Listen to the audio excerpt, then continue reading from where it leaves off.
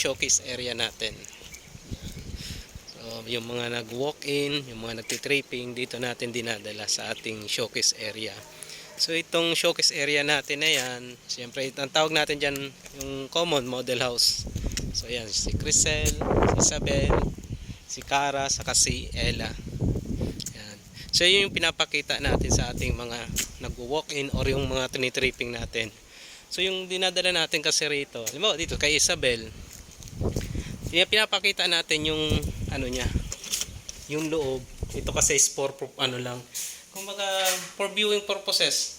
Makita nila yung gusto nilang interior, kung gusto nila yung interior.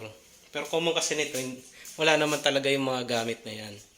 Yan, so ito yung hagdan natin. So ito kasi may ano to, 2 bedroom siya. Kung titingnan natin siya, tingnan, silipin natin na yan. Wow, yan, 2 bedroom siya. Yan, 1 bedroom, 2 bedroom. So ito yung master niya. So yan. So yun yung kagandahan dito kasi, ano na to, complete naman na siya. Meron na siyang tiles, meron na siyang mga partition.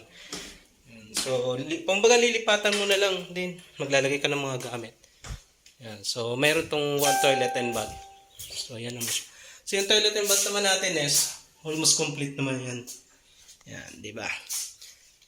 Ito yung bagay dun sa mga nagsisimula or mga bachelor na meron kakaya na mag-invest. Yan.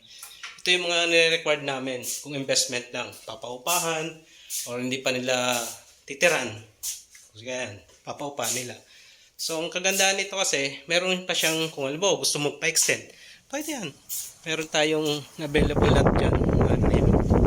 Yung lote niya. Available dyan. So, kung corner lot siya, di mas malaki. So, meron din tayong space niya sa likod. Yan.